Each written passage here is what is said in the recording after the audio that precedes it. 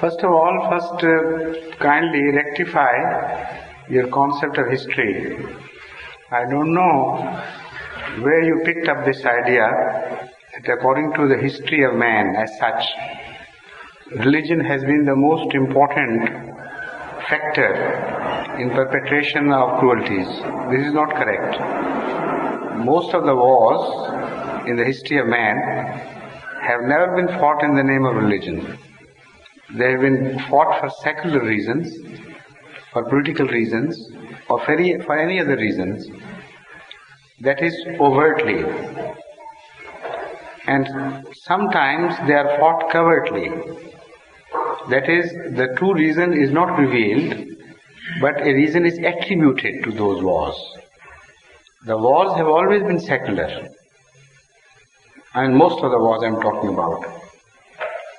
And sometimes they say, like the British used to say, that they are fighting for the sake of peace, while the other party is fighting for the sake of war.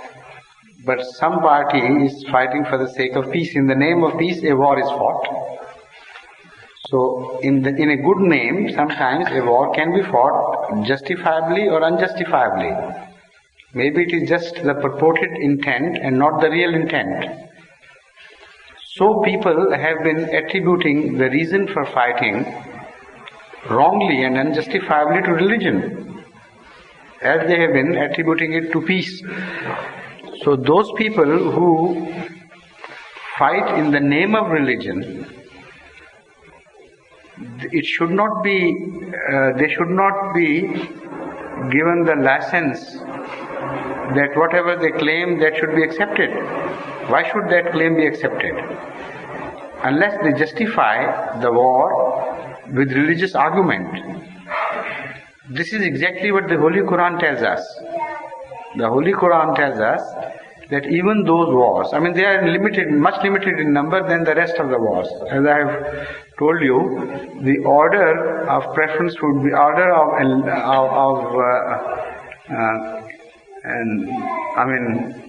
if you look at it from the point of view of numbers, in that order, the largest, biggest, widest wars were not fought in the name of religion. The wars of Hannibal, for example, the war of Alexander the Great, the war between the Latins and the Greeks. All these big wars, plus the wars inflicted upon the civilized part of that time by the Mongolians at various times. They are the most heinous, most cruel wars that we know in history. None of them was fought in the name of religion. So to say that always the cruelty has been perpetrated upon another in the name of religion, it is wrong in the first place. Secondly come those wars which were political in nature, but were fought in the name of religion erroneously. It was claimed that they are fighting for the sake of religion, but it was not for the sake of religion at all. It was for some other reasons. And there the initiators of those wars were not religious people. They were irreligious. And the wars were waged against the religious people who were in minority and who were totally innocent. So the religion was not the cause of the war. The religion was made the object of war. The religion was made an object of cruelty. It was not perpetrator of cruelty. It is quite the other way around. So go to the sources of religion, anywhere in the world. This exactly is the situation.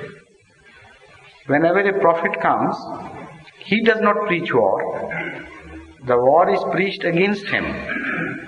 And that war is not justified by any religion of even that time. That war has political reasons. They begin to see that a new order is going to overtake us. The old order is going to be destroyed because they see that inherent power and potential in that prophet who is going to destroy the old order and a new revolution is going to take place. So for fear of that revolution, for fear of demolishing of their own edifices of superstitions and other things through which they rule the common man, that fear is responsible. Out of that fear, they wage a war in the name of religion, while their own religion does not permit them to wage a war. So that is also out of question. When a religion is persecuted and after a certain limit and transgression, the followers of that religion are permitted to defend themselves, who can say that this is a way of committing cruelty against mankind? It is those against whom atrocities were committed who are permitted after a very long time of patience and perseverance to fend for themselves. And when they do, when the worldly people begin to point out, look here, this is the war in the name of religion, so religion should be condemned. So if you analyze the history correctly in its true perspective, this question falls on its own. It has no strength in it.